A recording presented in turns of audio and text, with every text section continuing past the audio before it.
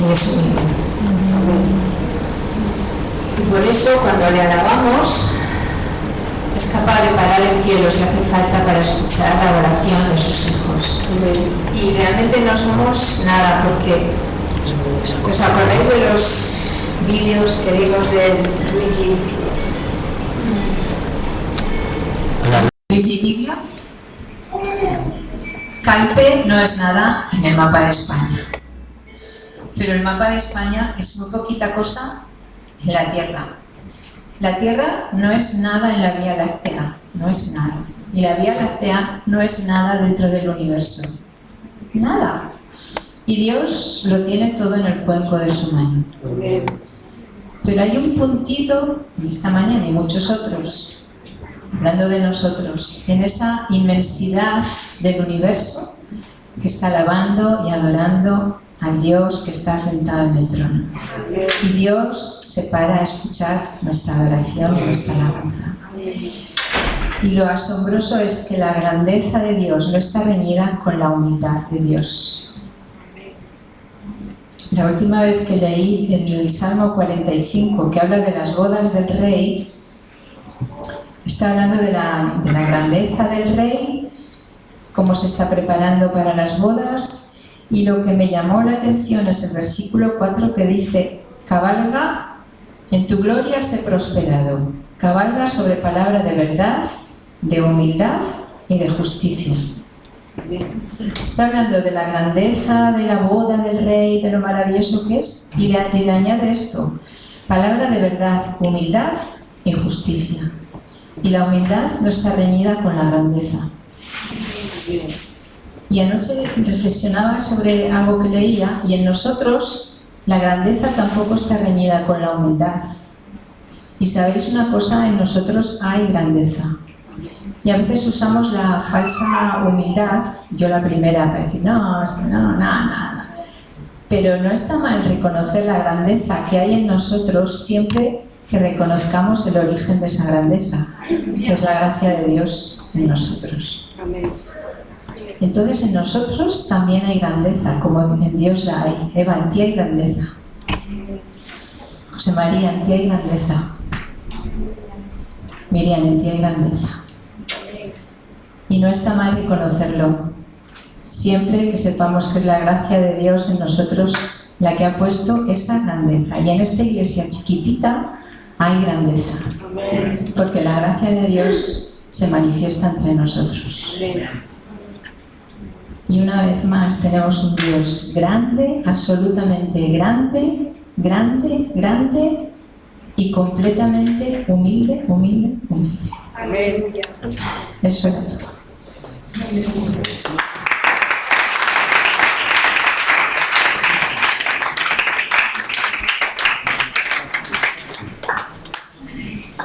Yo voy a hacer otros 5 minutos.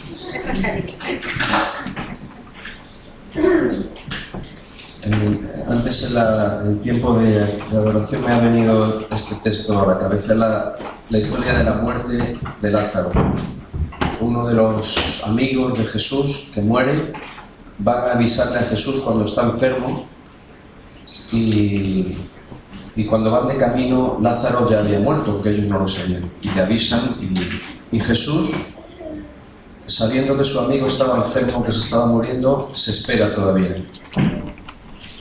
Y llega al lugar 4 días después, cuando ya hacía 4 días que había muerto. Lo habían puesto en el sepulcro y todo, ya estaba enterrado. Y cuando Jesús llega allí, me venía esto, antes de seguir esto, que va a haber situaciones en las que va a ocurrir lo que para nosotros es lo inevitable. Va a ocurrir. Y vamos a llegar a decir como Marta y María: Señor, si hubieras estado aquí, esto no habría pasado. Nos va a ocurrir.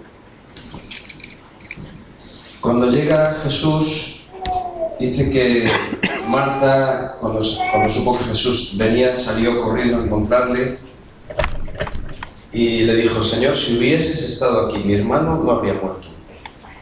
Mas también sé ahora que todo lo que pidas a Dios, Dios te lo dará. Y Jesús le dice: tu hermano resucitará. Y Marta le dice, sí, yo ya sé que resucitará, yo tengo fe y creo lo que dice, que resucitaremos. Ella ya creía. Jesús le dice, no, espera, yo soy la resurrección y la vida, el que cree en mí, aunque esté muerto, vivirá. ¿Crees esto? Y Marta le dice, sí, Señor, yo he creído que tú eres el Cristo, el Hijo de Dios, que has venido a ti. Marta le dice que sí, que ha creído. Y un poco más adelante, cuando se encuentra con María, es una conversación parecida, y cuando Jesús va a la sepultura donde habían puesto a Lázaro, dice, quitad la piedra. Y es Marta la que creía, la que sabía lo que iba a pasar, la resurrección, sabía todo, como nosotros lo sabemos. Es Marta la que le dice, ¿pero qué se está diciendo? Llevarla otro día a ella, huele. Y entonces cuando Jesús le dice algo extraordinario, ¿no te he dicho que si crees verás la gloria de Dios? Amén. Nosotros necesitamos muchas veces ver antes para creer después. Pero en el reino de Dios es creer antes para ver. Creer lo que Jesús dice, creer lo que la palabra dice, para poder ver la gloria de Dios. En el reino de Dios ocurren así las cosas. En el reino de los hombres ocurren al revés. Vemos y creemos. En el reino de Dios es creer y verás. Y quería compartiros esto, otros 5 minutos.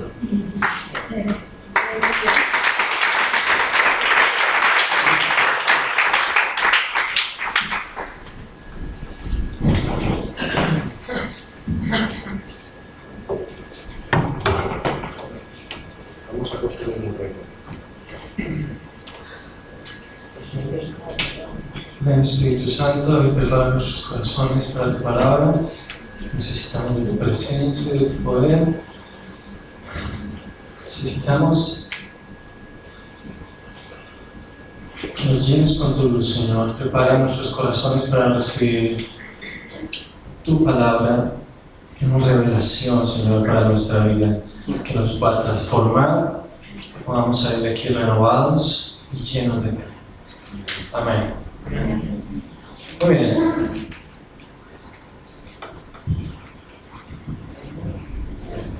Yo suelo hacer las predicaciones muy cortas, pero que bueno, no sean otros 5 minutos. Bueno, lo preparé bastante largo, pero hice que eso quedaba un cortito. Muy bien, el martes pasado estábamos en la reunión y tuve una imagen muy interesante. No se la he compartido a nadie, pero es una imagen muy interesante. Veía cómo el Señor, o alguien, yo supongo que el Señor o alguien, en medio de la noche empezaba a revisar una muralla por dentro. Iba caminando como con una luz, una antorcha, como en las películas que encuentran siempre casualmente una antorcha. Y está todo oscuro, iba mirando así la muralla. Iba constatando el estado de la muralla y bueno, eso fue todo. Y entonces cuando me dijeron que predicara, yo sentí que tenía que hablar sobre las murallas. Pero bueno, yo cuando le comenté a Paola sobre, mira lo que vi, la muralla, y yo estaba orando por las murallas, porque se cayeron, porque el Señor construyera las murallas, y yo, qué bien. Después estábamos el jueves y empezaron a hablar sobre las murallas, que se me dañó la predicación. Bueno, entonces yo creo que está claro que el Señor quiere que hable sobre las murallas. Este tema quizás sea muy sencillo para muchos, pero yo creo que está bien que lo recordemos y que escuchemos lo que el Señor nos tenga que recordar con esto y que nos pueda ayudar para nuestra vida. Lo primero que me pregunté fue, ¿qué representan las murallas?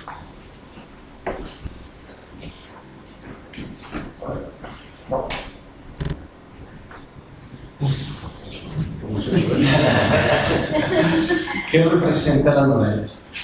Bueno, las murallas, cuando una ciudad era construida antiguamente, ponían una muralla, lo ponían dentro de una muralla. Una muralla es un muro largo que está completamente cerrado. Entonces solo se puede acceder al exterior a través de las puertas. O algunas casas de vigilancia también se podía hacer. Entonces tenía diferentes utilidades. La que primero nos llega a la mente es, obviamente, como defensa ante los ataques. Venían los agresores y entonces levantaba la puerta y entonces se atrincheraba la ciudad y aguantaba lo que pudiera. Pero tenía otras utilidades también muy prácticas, ¿o no? Ahora, ¿qué era la protección ante epidemias e inundaciones? Por ejemplo, si se extendía una epidemia, digamos, el ébola del medioevo, ponían una banderita y decían, aquí hay ébola, y cerraban la puerta, y la gente llegaba, yo no entro a esa ciudad ridículo. O por el contrario, llegaban y venía alguien con alguna enfermedad contagiosa, como puede ser la lepra, por ejemplo, y tú no puedes entrar a través de los muros.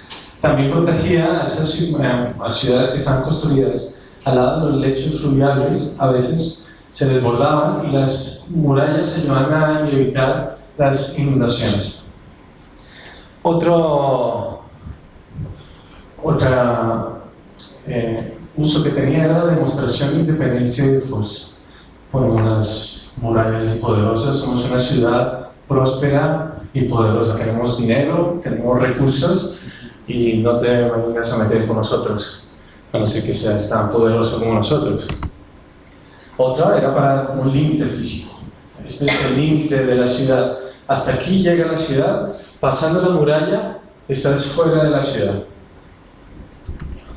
Otro era por estética, belleza y majestuosidad. Todavía hay ciudades a las que vamos y visitamos por sus bellas murallas y embellece la ciudad. Otra era para organización fiscal, internamente para recaudar los impuestos, para hacienda, jurídica. Muchos eran expulsados de las ciudades y ya no podían entrar a los muros. Y la distribución de jerarquías y de oficios. Había ciertos oficios que no podían ser llevados a cabo dentro de los muros de la ciudad, tenían que ser fuera, como curtidor de cueros, agricultores, y de alguna manera esto creaba una jerarquía dentro de la ciudad. Los nobles, el gobernador, tendría su propia fortaleza dentro de la ciudad. Entonces demostraba la jerarquía y los oficios. Básicamente, lo que hace es separar el interior del exterior. Entonces,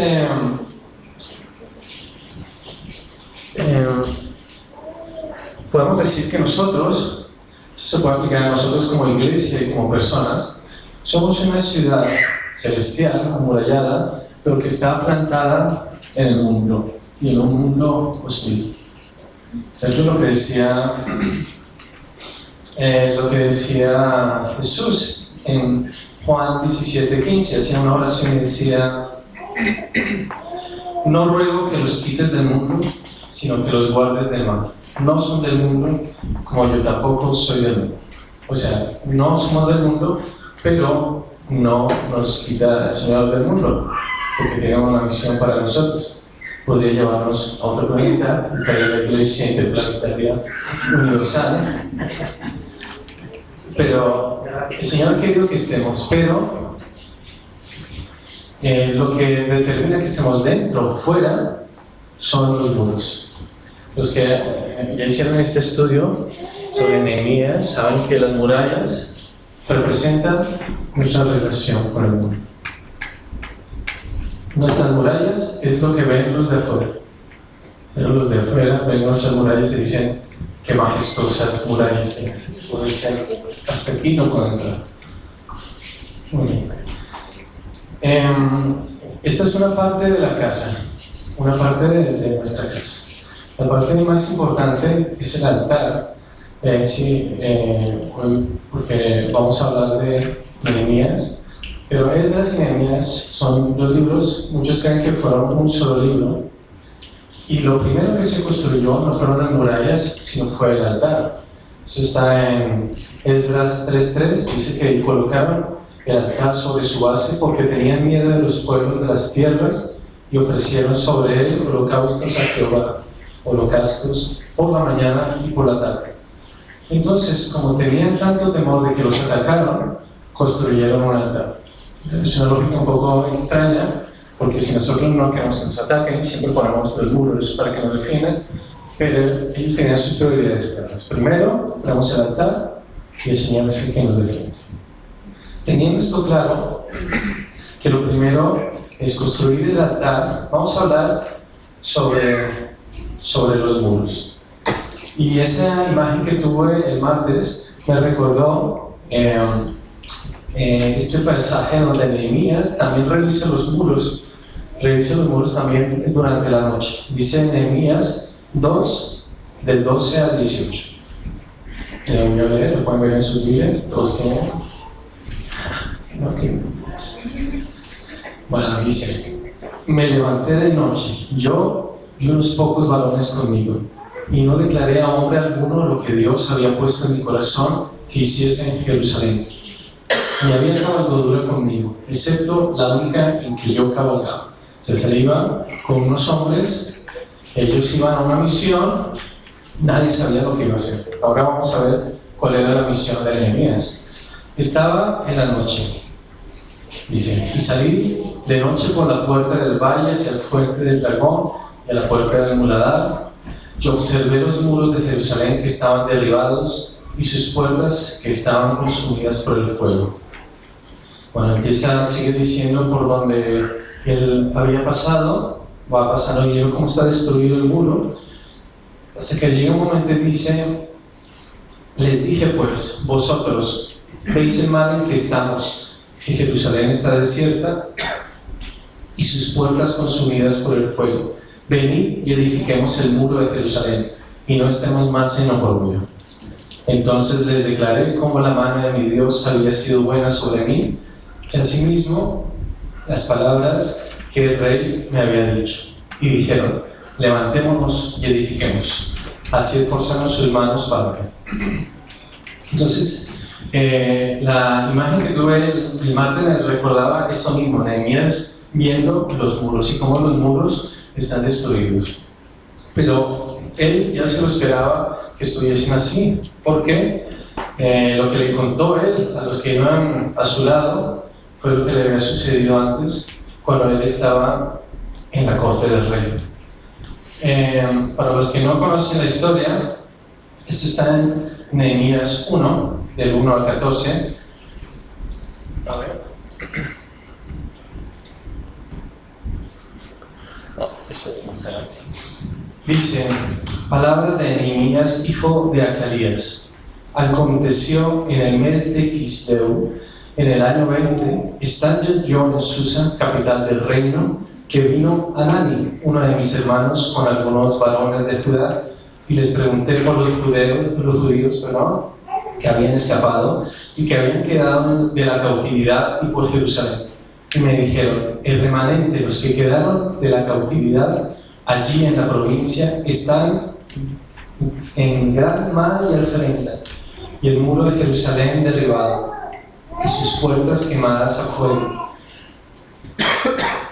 Cuando oí estas palabras me senté y lloré, e hice duelo por algunos días, y ayuné y oré delante de Dios de los cielos. Llega el hermano de Nehemías, Hanani, y le cuenta lo que está sucediendo. Le cuenta que los judíos que han quedado en el extranjero que han quedado en Jerusalén, no en Jerusalén, o sea, en el extranjero. Los judíos que habían quedado están mal, están muy mal. Y cuenta cómo el muro de Jerusalén ha sido derribado y sus puertas han sido quemadas a fuego. Y esto a él le impactó y le dolió en el corazón. es muy interesante lo que pasa a continuación, pero esto quisiera que lo trajéramos a nuestras vidas, porque es cierto que tenemos que revisar el estado de nuestras murallas para saber cómo tenemos que reconstruirlas, pero ¿cómo sabemos cuál es el estado de nuestras murallas? Entonces, tomando en cuenta lo que hemos visto sobre las funciones de las murallas, que no solamente es para defendernos de los ataques, sino que tiene otras funciones, teniendo en cuenta que son nuestra relación con el mundo.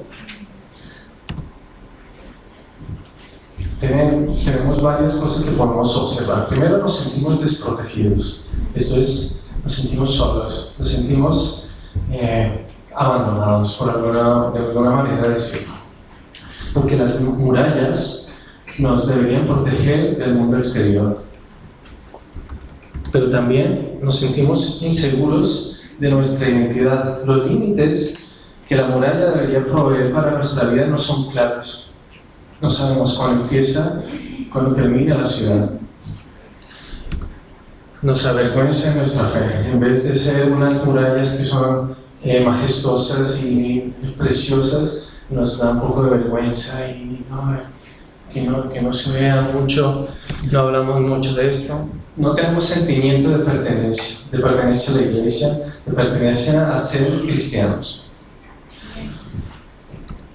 No tenemos claras nuestras funciones dentro de la iglesia, ni sabemos por qué estamos en esta iglesia, ni para qué estamos en la iglesia.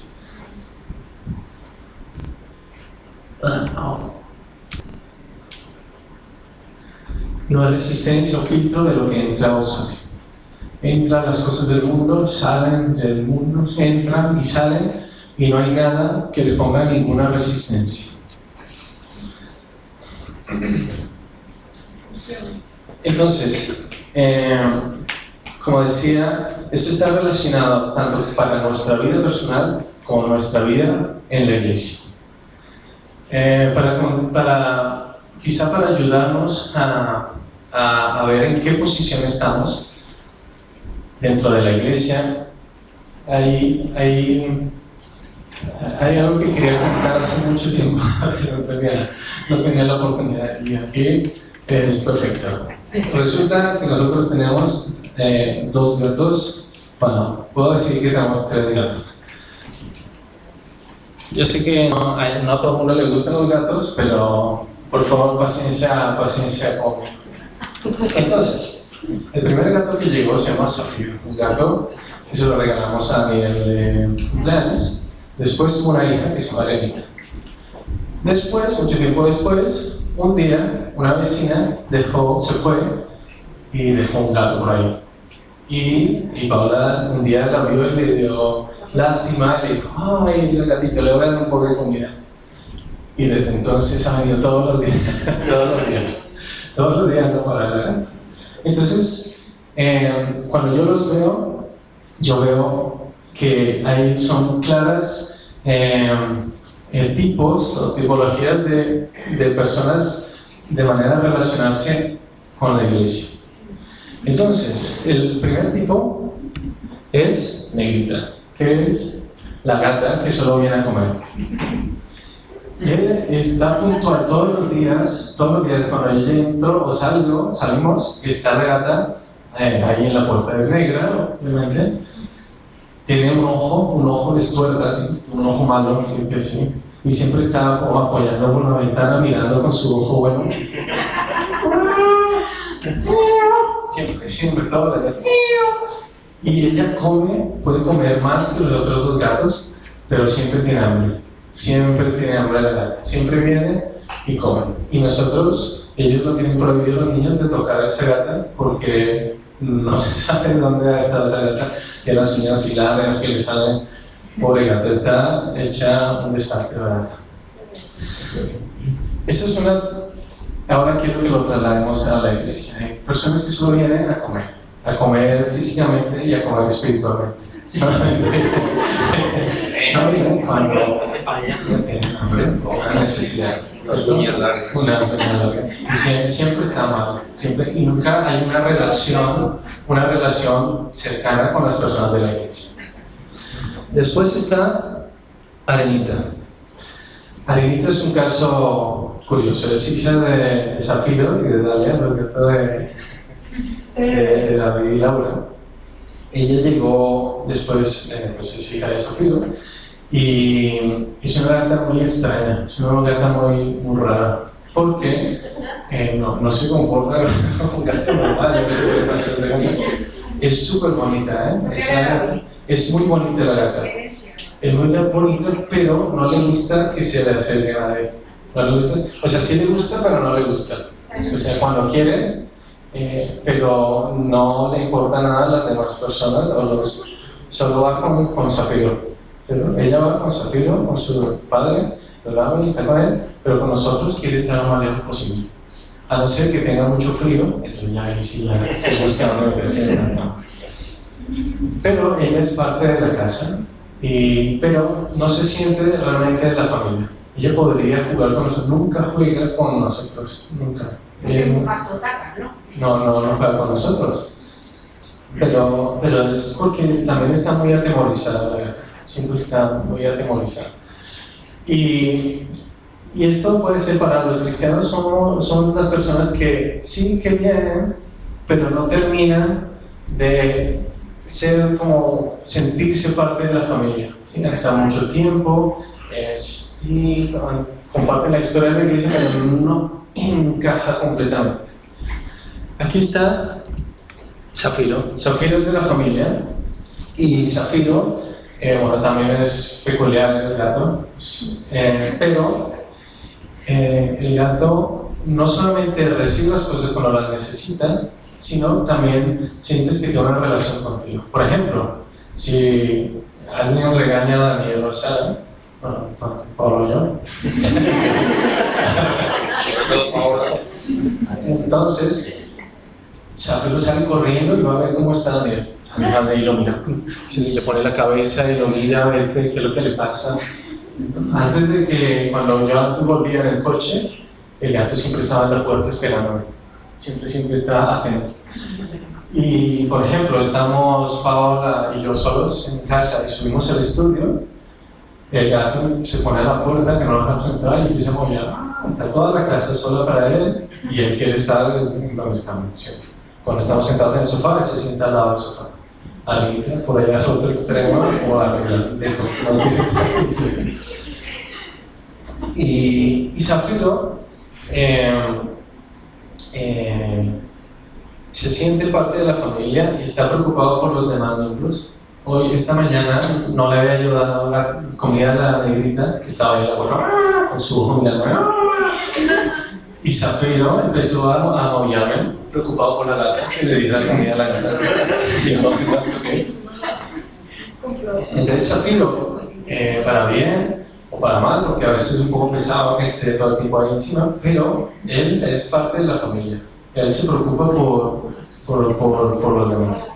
Estos en la iglesia son las personas que se sienten eso de la familia. Estos están dentro de los muros. Tener claros cuáles son tus muros dentro de la iglesia. Muy bien. El siguiente paso, lo que siguiente es, siguiendo la historia de Nehemías, ¿qué hacer para reparar nuestras murallas? Nos hemos dado cuenta que necesitan reparación, que necesitan arreglarse, que hay agujeros ahí, que no tengo claro dónde empieza, dónde termina.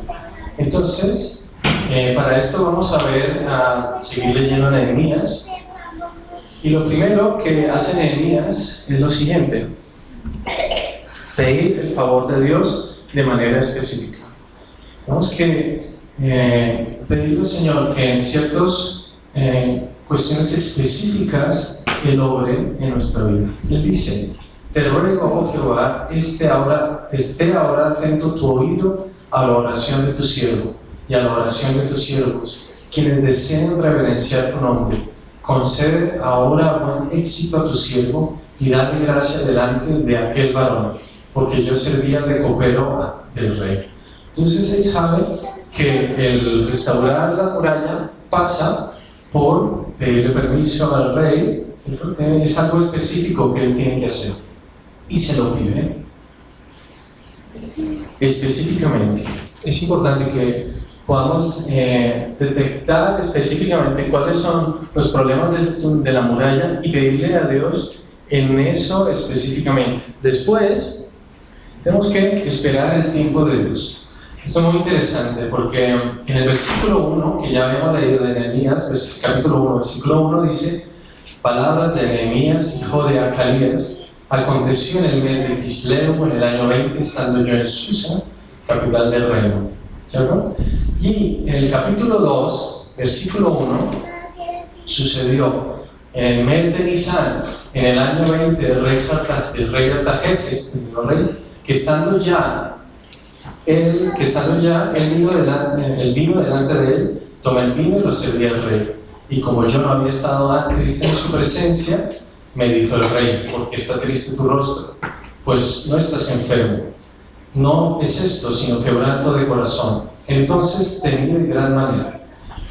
Él no le había dicho nada al rey. Resulta que del mes de Kisleu al mes de Nisan hay 4 meses.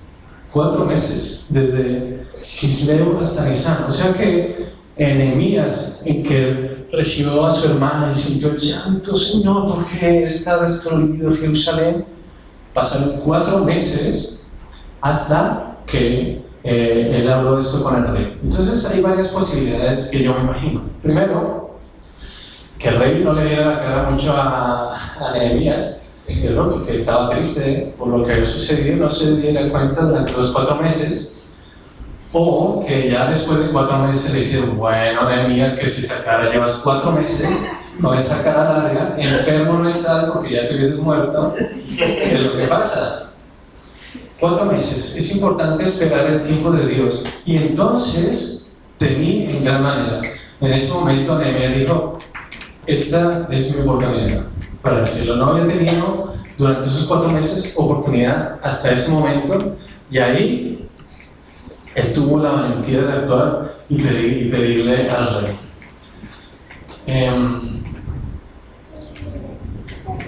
Él le pide al rey que le permita ir. Bueno, no solamente, sino que le pide salvoconductos para ir con los gobernadores y además, ya que estamos, por favor, nos vuelven madera. Y el rey le dice que sí a todo. Es importante que, además de pedirle al Señor: Señor, ayúdame en esto, esperar el tiempo, pero también es importante ser valientes cuando llega el momento. Porque muchas veces le pedimos: Señor, por favor, llega el momento, y no, ¿por qué? ¿Por qué no pones esta prueba? No, Señor, te está dando la oportunidad para que hables con él, para que reconstruyas tu muralla. Es muy importante siempre dar la gloria a Dios. En el capítulo 2, versículo 8 dice: y me lo concedió el rey, las peticiones, según la benéfica mano de mi Dios sobre mí. Muchas veces nos pasan cosas buenas a través de otras personas, a través de situaciones, a través de circunstancias, pero no hay nada bueno que no venga de Dios. Dice Santiago 1:17 que toda buena dádiva y todo don perfecto desciende desde lo alto, del Padre de las luces, en el cual no hay mudanza ni sombra de variación. Entonces, este versículo: y gracias a la bondad de nuestro Rey pudimos reconstruir las murallas. No dice eso, dice: según la benéfica mano de mi Dios. Es muy diferente darle la gloria a los hombres, aunque hayan sido buenos con nosotros, pero sabemos que detrás de esa mano está la mano de Dios. No significa que no le damos las gracias al que nos ayude, claro que se le damos, pero sabemos que hay una mano poderosa que está ayudándonos, porque todo lo bueno viene de Dios. Muy interesante esto, la reconstrucción de la muralla. Hemos visto más o menos las funciones de la muralla, qué tenemos que hacer, pero hay unos puntos que quisiera tocar sobre la reconstrucción de las murallas. Primero, Dios no es el que la reconstruye. Nehemías le pide al rey la autoridad para reconstruirla, y el rey le da permiso, le da los medios, da la libertad de hacerlo, pero no la reconstruye Dios. En Jericó sí que las destruyó, pero aquí no las reconstruyó. Entonces no podemos esperar que milagrosamente nuestra relación con los demás, ¿cierto?, ya se la haga a Dios, porque no es Dios el que lo va a hacer, somos nosotros el que nos relacionamos con nosotros. Dios nos da la autoridad, Dios nos da los medios, Dios nos da todo para que sus murallas sean fuertes. Segundo, no lo puede reconstruir solo. En todo el capítulo 3 de Nehemías habla del reparto de la función, de cómo se repartieron la muralla. Y así sea la muralla de la iglesia, que esto es evidente, que entre todos lo construimos, nuestra propia muralla también tenemos que reconstruirla con ayuda de la iglesia. Tenemos que buscar personas que nos ayuden, tenemos siempre que estar intentando evitar aislarnos, intentando decir yo puedo o yo me guardo esto aunque me carcoma. También hay que tener cuidado con quién reconstruimos los muros. Hay un versículo muy interesante, pero esto está en Esdras, hablando sobre la reconstrucción de la casa.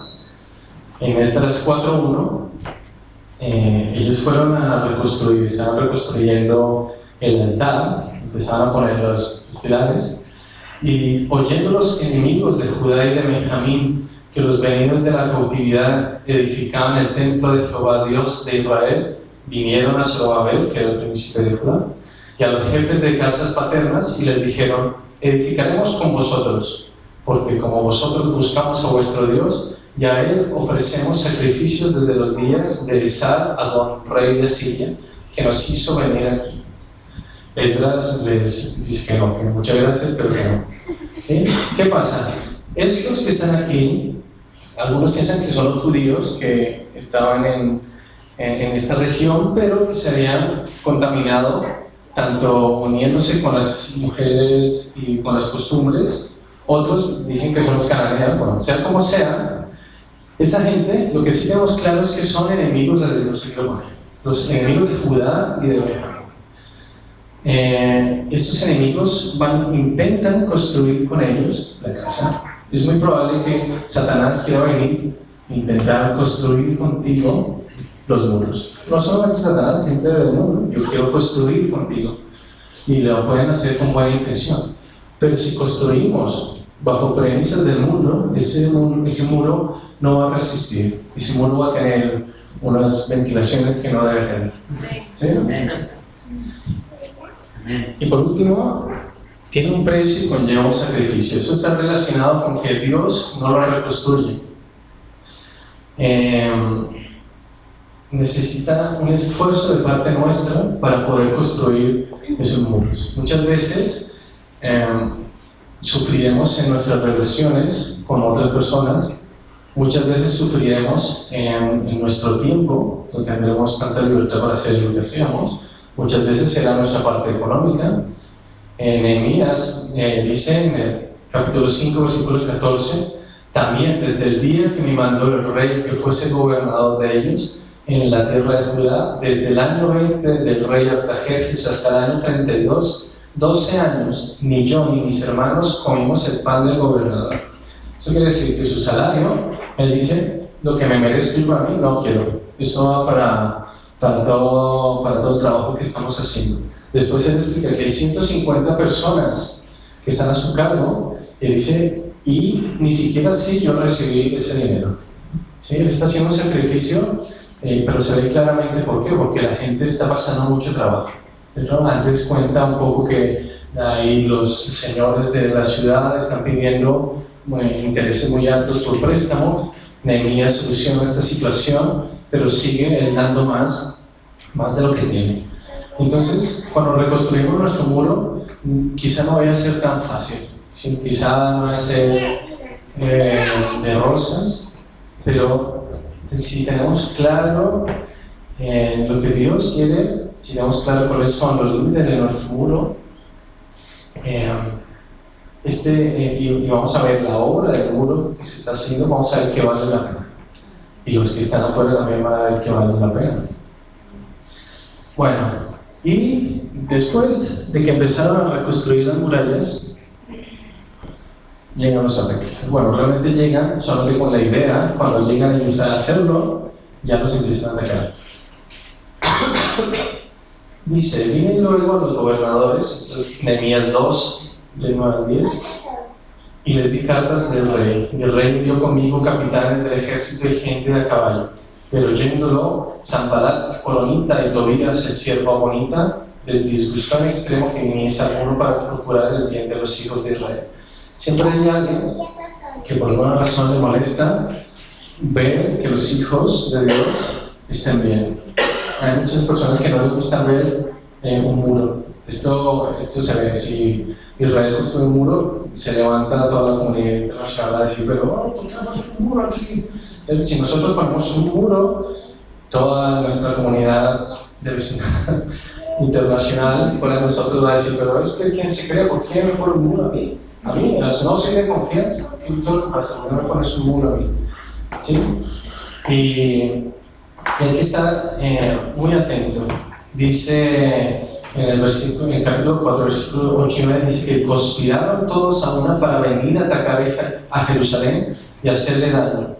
Entonces oramos a nuestro Dios y por causa de ellos pusimos guarda contra ellos de día y de noche.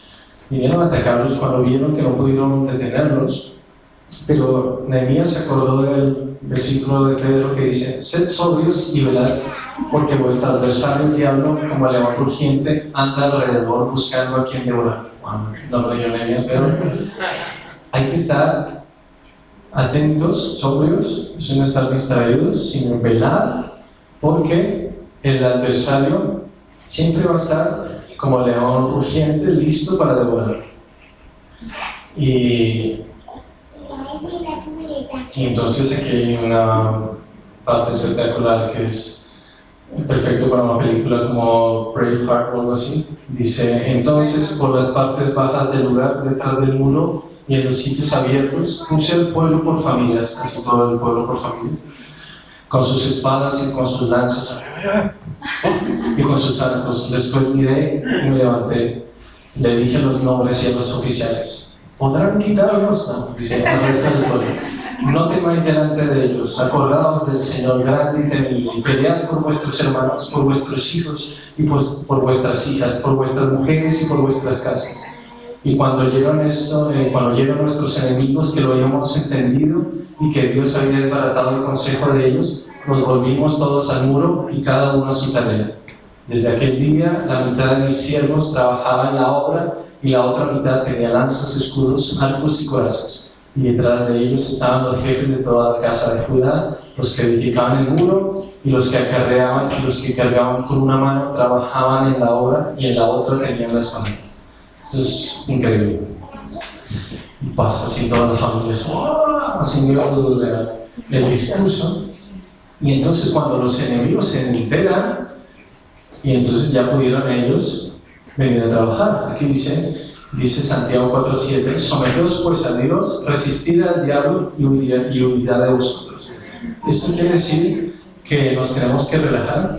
No, mira, cuando lo entendieron, ¿qué hicieron? Pues montaron guardia y uno tenía la espada y con el otro trabajando, siempre alerta, aunque en el momento del ataque se repliegue el enemigo, porque el enemigo se va a replegar si resistimos.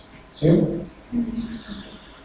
Esto en el medioevo, cuando atacaban una fortaleza, se llamaba un asedio. Hace poco leí, estos son los versículos que acabamos de ver. Hace poco tuve la oportunidad de leer un libro, El Medio Hombre, que nos recomendó Fernando, muy interesante, que habla del asedio a la ciudad de Cartagena. Y Cartagena en Colombia. De Cartagena de Indias, una ciudad amurallada. Entonces, hay muchas técnicas de asedio. Eso era la guerra en el medioevo, era asedios. Ir y a una ciudad, asediarla, atacarla hasta que cayera. Cuando caía, victoria, siguiente ciudad, etc. Entonces, bueno, esto cambió cuando llegó la pólvora, ya destruyeron las ciudades con cañones más fuertes. Pero en este tiempo las técnicas de asedio se parecen un poco a las técnicas que tiene el enemigo para destruir nuestras murallas. Una es el lanzamiento de proyectiles. Lanzaban cañones, disparaban día y noche. Es que tú no vales, es que tú no puedes hacerlo. Ay, otra vez con eso. Pero tú no vas a cuidar a los niños, no vas a estar en la iglesia. Van disparando proyectiles. La idea es eliminar el muro. Esa es una de las tácticas. La otra táctica de asedio es la de cortar los suministros. Eso era fundamental, porque tú cortabas el agua, la comida y caía. Y la luz. Y al caer directamente. ¿Cuáles son nuestros suministros? Es nuestra relación con Dios. ¿Cómo atacar nuestra relación con Dios? No te prohíbo estar, no te van a decir eso, te van a decir, no tienes tiempo, mira, no tienes tiempo, mira, mira, vamos a ver la película. Y no vamos a estar aquí, mira esto, no, los niños, mira, no, que tienes que trabajar, no, necesitas tiempo para ti, no has tenido tiempo para ti, vamos a tomarnos una cervecita. Todo te lo roba todo el tiempo hasta que no tienes ni un segundo nada para estar con el Señor. Y eso, al estar cortando los suministros, tú puedes que tengas una fortaleza poderosa, si no tienes suministros, cae, tarde o temprano va a caer. Hay personas que creen que porque están algún tiempo sin estar en una relación con el Señor muy fuerte, pero bueno, yo estoy con mis muros, más o menos, pero va a caer, vas a morir de hambre. Tenían una táctica muy curiosa, era el lanzamiento de animales enfermos. Cogían animales, un animal que estaba con la peste así, enfermo, a punto de morir, cogía la catapulta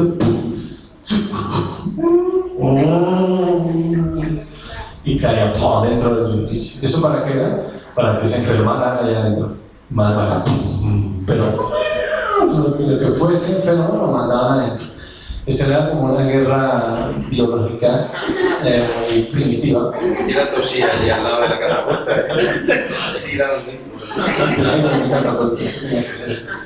Y esto es, Satanás va a empezar a tirar semillas de muerte, pensamientos, va a intentar que se geste la enfermedad dentro de nosotros, ¿no? La enfermedad física, la enfermedad del alma, la depresión, pensamientos que no puedo ver, este olor aquí, me imagino los animales ahí, eso tenía que ser horrible. Y yo creo que el ataque favorito de Satanás es ganar una posición elevada. Entonces, si la muralla estaba aquí, buscaban, si había una montaña o algo así, ganar una posición en la montaña. Hay historias de asedios que solamente con poner una posición allá arriba, la gente decía, lo rendimos, ya, no podemos porque están más arriba. También lo que hacían era construían torres muy altas para disparar desde más arriba. ¿Y cómo gana esta posición elevada Satanás? Cuando nosotros pecamos, caemos en vergüenza, Satanás siente que gana una posición. Cuando nosotros no volvemos a los pies del Señor, a la gracia de su amor, a creer que Él nos puede perdonar, estamos en una posición de desventaja ante Satanás. Entonces, si nosotros pecamos, tenemos que volver a ese lugar de gracia, pedirle perdón al Señor y volver a colocarnos en nuestro lugar, porque si no, Satanás va a tener tiro directo hacia nosotros. ¿Sí? Bueno, ¿y qué pasa si el asedio no funciona? Y entonces ya Satanás se aburre y no nos ataca más. Si se mantiene la posición, eso así era el término militar. cuando una ciudad resistía un asedio, se llamaba mantenía la posición. Lo primero que va a intentar, según lo que leemos en Nehemías, es que el enemigo va a intentar sacarte de la muralla. Ya tienes una muralla súper guay, muy bien, pues voy a sacarte fuera de la muralla para atacar. Dice Nehemías 6:1-2: cuando oyeron Sanbalat y Tobías y Gesem el árabe y los demás de nuestros enemigos que yo había edificado el muro, eso es 6:1-2, y que no quedaba en el portillo, que en aquel tiempo no había puesto las hojas de las puertas, Sanbalat y Gesem enviaron a decirme: ven y reunámonos en alguna de estas aldeas en el campo de Ono. Mas ellos habían pensado hacerme mal. La idea de ellos era sacarlo de las murallas y matarlo. Eso se lo pidieron no una, sino 2, 3, 4 veces. 5 veces, ¿no? El enemigo va a intentar sacarnos de nuestra muralla, de toda nuestra relación con el Señor. Va a intentar cambiar la situación, va a intentar voltear para que lo que hemos construido no funcione. Y tenemos que estar atentos y no dejarnos engañar, porque esto parece que es algo amistoso. Porque ellos querían negociar, hablar de que es que tú vas a causar problemas. Aquí queremos hablar de esto específicamente. Y no nos vamos a engañar, pues, dejar engañar por el mundo. Otra manera es, va a intentar hacerse pasar por Dios. Esto es increíble. Esto está en Nehemías 6:10-14. Vine luego a casa de Semaías, hijo de Delaya, hijo de Mehetabel, porque él estaba encerrado, el cual me dijo: reunámonos en la casa de Dios dentro del templo y cerremos las puertas del templo, porque vienen para matarte. Sí, esta noche vendrán a matarte. Entonces, lo que pasa es que este hombre estaba dentro de las murallas y era, puedes ir, no les digo esto. Entonces dije: un hombre como yo ha de huir, y quien fuera como yo, y que fuera como yo, entraría al templo a salvarse la vida. No entraría. Y entendí que Dios no lo había enviado, sino que hablaba aquella profecía contra mí, porque Tobías y Sanbalat lo habían sobornado. Resulta que será un profeta, le está profetizando: mira, yo siempre para el Señor, que tienes que ir, y en resumen, tienes que pecar, porque no podía entrar en mi templo. Y le estaba diciendo que se escondiera, que por temor se escondiera ya y pecara y actuara en contra de Dios. Pero este se dio cuenta de que lo habían sobornado, ¿cierto? Alguien puede hablar como si fuese hablando de parte de Dios, pero puede estar sobornado por el enemigo. ¿Cómo se soborna a alguien? ¿Cómo puede sobornar a alguien enemigo? Con sus propios intereses. ¿Sí? Después dice: porque fue sobornado para hacerme temer así, y que pecase, que le sirviera de mal nombre, con que yo fuera infamado. Acuérdate, Dios mío, de Tobías y Sanbalat, conforme a estas cosas que hicieron. También acuérdate de Noadías, profetiza, y de otros profetas que procuraban infundarme miedo. Ya que no fue el único profeta, ya está la profetisa Noadías y el otro. Otros varios que intentaban infundirme miedo.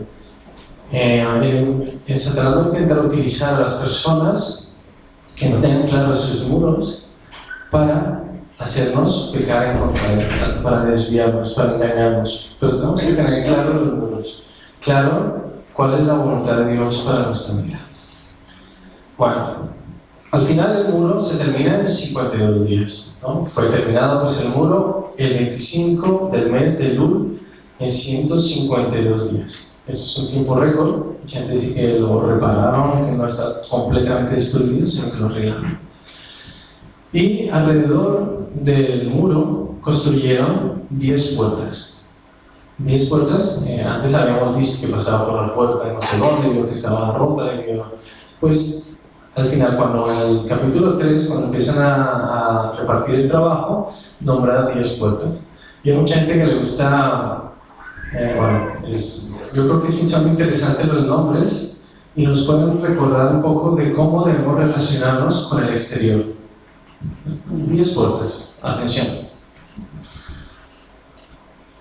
Las 10 puertas de la muralla. La primera se llama la puerta de las ovejas, donde pasaban las ovejas, se conectaban al altar y las giraban. Entonces, para muchos, esta puerta representa a Jesús, relacionarnos siempre a través de Jesús. La siguiente puerta es la puerta del pescado. Jesús dijo: no, yo seré pescadores de hombres. Algunos dicen que esta representa el testimonio de nuestra vida, representa cómo le hablamos a otros del Señor. Está la puerta antigua. La puerta antigua es la puerta que daba a la ciudad vieja del pueblo, en la ciudad, la primera, lo básico. Entonces muchos dicen que esta es la verdad, ¿no? La verdad que hay en nuestra vida. La siguiente es la del valle. El valle, lo contrario de una colina, el valle representa la humildad. Como debemos estar, cómo debemos tener ese acceso de humildad con el exterior, ¿no? Siempre con humildad. Emuladar, esto a mí me recuerda al hijo pródigo que está en emuladar recordando a su padre. Y nosotros, cuando estamos dentro de los muros, tenemos que recordar de dónde venimos, de dónde nos ha salvado el Señor. Siempre. Porque esto también nos ayuda a ver a las demás personas de otra manera. El siguiente es el del manantial, que representa el Espíritu Santo. Necesitamos la gracia del Espíritu Santo, su revelación, para poder tener una relación con nosotros correcta. La siguiente, las aguas. La Biblia habla de las aguas también del Espíritu Santo, pero también como una forma de referirse a la palabra de Dios, las aguas. Los otros son los caballos, siempre como que representan la guerra espiritual que estamos enfrentados. Los caballos son símbolo de guerra. Oriental representa la estrella de la mañana, la esperanza que es Jesús en nuestra vida y la esperanza que tenemos que tener frente a la vida, y el último es el juicio, el discernimiento. Estas 10 puertas nos ayudan a relacionarnos con el mundo que nos rodea de la manera que Dios quiere que nos relacionemos, que Dios quiere que a través de nuestras murallas muchos puedan tener ese anhelo de construir sus murallas también. Pueden ver murallas hermosas, pero también murallas fuertes, murallas que son inexpugnables para mal, pero que tienen acceso para bendecir y acceso para dar vida. Y el último punto que quisiera tocar es que las murallas siempre tienen que estar en mantenimiento, así como la casa. Aquí está hablando Pedro de la casa como la iglesia, pero yo creo que aplica las murallas que son también parte de la casa. Vosotros también, como piedras vivas, sed edificados como casa espiritual y sacerdocio santo, para ofrecer sacrificios espirituales aceptables a Dios por medio de Jesucristo. Por lo cual también contiene la Escritura, y aquí pongo en Sion la principal piedra del ángulo, escogida y preciosa, y el que creyere en él no será avergonzado.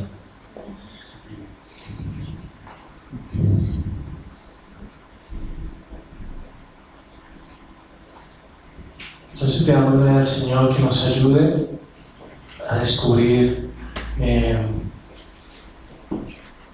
a revisar nuestras murallas, así como esta imagen que tenía, revisando las murallas en lo íntimo que es lo que representa la noche, pero bajo la luz del Espíritu Santo, revisando qué está mal, revisando qué es lo que falla en mi relación con otros, en mi relación con el mundo.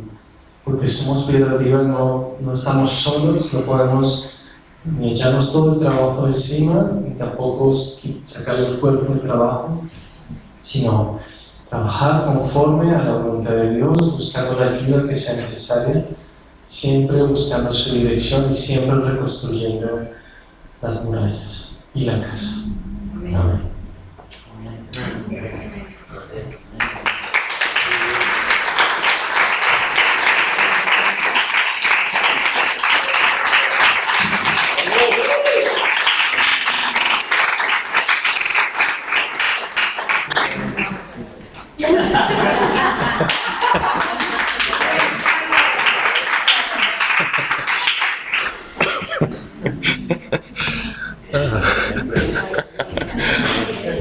¿Sabes qué, hermano?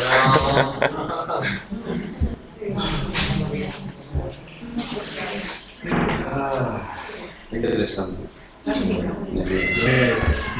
Me dijo Marco Zapata una vez, es el libro preferido de los pastores, Nehemías, del que más se aprende. Pues la verdad es que se aprende un montón. Lo que ha dicho al principio, bueno, dos cosas, ya sé para qué sirven los gatos. Yo soy de los gatos que no los probaba nunca, pero a lo mejor luego los pronto cambian de opinión. Pero el que podamos hacer como la visión que tuvo él de Señor viendo las murallas de cada uno. El que podamos cada uno pedirle en estos días al Señor, ¿puedes acompañarme por las murallas de mi vida y me vas alumbrando para ver dónde están los problemas? Porque si las murallas de nuestra vida están dañadas, el enemigo entra y sale por ahí como quiere. Luego todo lo demás que nos ha ilustrado él para poder arreglarlas y reconstruirlas y funcionar, ¿no? Con la ayuda de otros, todo eso lo vamos a necesitar. Pero hay muchos que tenemos problemas que se repiten. Es como que alguien entra y sale por las murallas como le da la gana, como Pedro por su casa. Como si le hubiéramos dado la llave de nuestra casa a un ladrón. Y llegas el lunes, vienes de trabajar y te han robado la televisión. ¿Cómo podrá ser? Pues si le has dado la llave a un ladrón. Y llegas el miércoles y te han robado lo que sea. Pues si le has dado la llave por las murallas, funciona igual. O sea, el diablo entra y sale, el diablo a través de como él quiera, entra y sale de nuestra vida por los sitios donde nosotros le dejamos entrar y salir.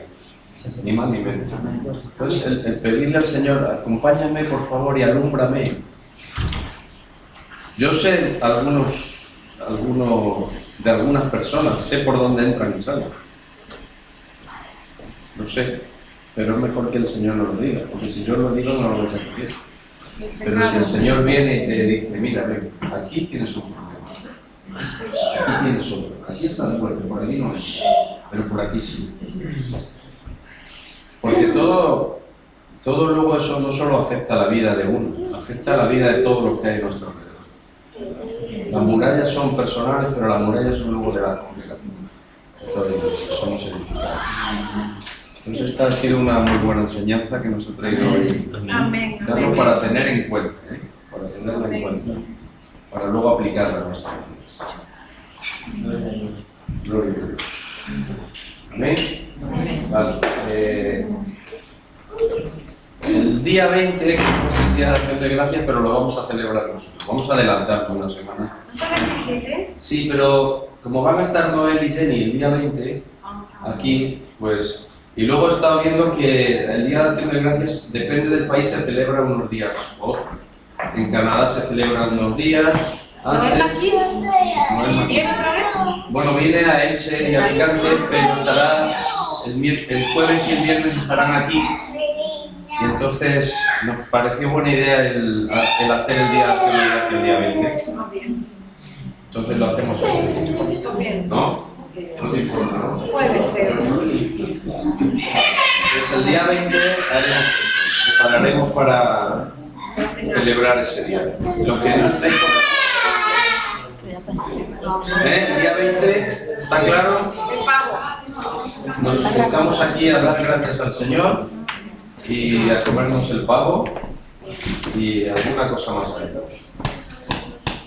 ¿Qué ha dicho Sandra?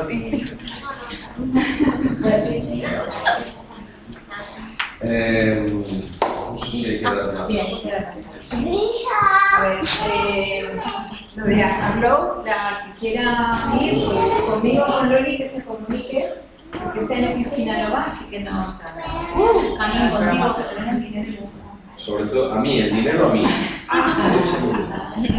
una dieta laboral. Habló es el último fin de semana de enero y hay que ir a Madrid. 165 euros cuesta Más bien. más el viaje. Así. Excursión juvenil hay que decirlo también para los jóvenes. Para que mejoren el alojamiento los jóvenes que quieran ir. El 1, 2 y 3 de enero. Que me lo digan a mí. Venga, Lupe. Pero eso apuntaros ya, porque se puede buscar alojamiento, ya. porque en casa de mi madre y de mi tía pues habrá algo de alojamiento, pero no para todos. Pero ellos han ofrecido alojamiento. Por eso hay que decirlo ya, porque si no se van a poner a ellos. Yo a todos los jóvenes se los recomiendo. Y a los adultos que quieran venir también que me lo digan, por favor. Los adúlteros, yo no. Ese es el día. Sí, no sé. 1, 2 y 3 de enero. Eso por los jóvenes no. Madrid. Tú si quieres puedes ir también. Nosotros estuvimos el año pasado en esa reunión y ¿qué dices tú, Eva? ¿Te gustó? Me encantó. Una pasada. Lo mejorcito de España. De lo mejor, Está súper bien. de lo mejor que se hace en España, sobre todo para jóvenes. ¿Y qué cuesta ahí? La entrada, el viaje y la estancia, si la estancia nos la dejan por allí, pues la estancia no el viaje, porque luego la entrada creo que son 20 euros. ¿Llega el fin de semana? No, día 1, 2 y 3. Jueves, viernes y sábado, pero no es. Sí, bueno, nos apuntamos y luego ya vemos cómo el hospedaje y todo eso cómo se. Pero hay que decirlo ya para solicitar el hospedaje a los que lo están ofreciendo. Y el resto ya veremos cómo lo hacemos, ¿vale? Pero ya, pensároslo ya y lo decimos. Antes tiene predicando además. Estará Itiel, sí, Itiel participa del grupo que viene de México y la verdad es que muy bien. Miércoles por la mañana. Miércoles por la mañana, Sacar el camión. yo mañana o pasado iré a confirmar que lo tenemos. Sergio va a ir a acompañar al del camión. Este miércoles. Sí, yo te llevaré allí. Sí. Y luego por los que puedan estar aquí para ayudar, pues él mandará un mensaje cuando salga de allí, pero vamos, que como otras veces será alrededor de las 12, más o menos. Nos hace falta ayuda para destacar. El viernes habrá que hacer reparto de harina. El viernes haremos El reparto. viernes habrá reparto de harina. El viernes que Para los viene. que lo necesiten y para ayudar. El viernes. Y os habéis dado cuenta de que está todo pintadito, arregladito, todavía no se ha terminado, pero estamos en ello, ¿no? Nos ha llamado. Bueno, pues hay que dar las gracias a los que han estado ahí currándoselo. A Paola, a Jesús, a José, a Rosa, a Jorge.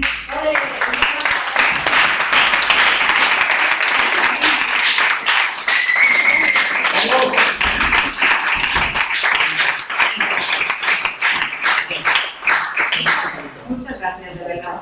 Gracias. ¿Ya está? Miércoles reparto, miércoles camión, viernes reparto. Adiós, pues un juvenil. Y el pavo. Y el pavo. El día 20, el pavo. Pues yo creo que va a ser un día que más yo he invitado a los padres de Laura a que vengan, es un jueves por la noche. A lo mejor es un día interesante también no para invitar a 400, pero para invitar a alguien así especial, porque va a ser un tiempo de comunión y bueno, que vean algo.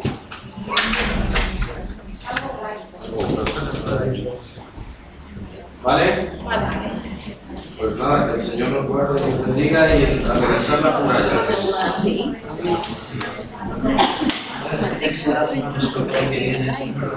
No, que sabemos nosotros.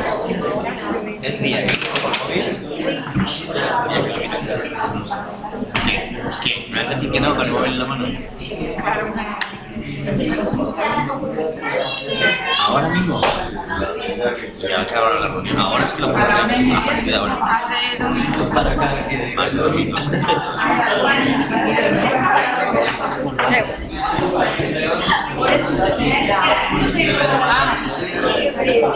el vídeo. Si quieres salir otra vez.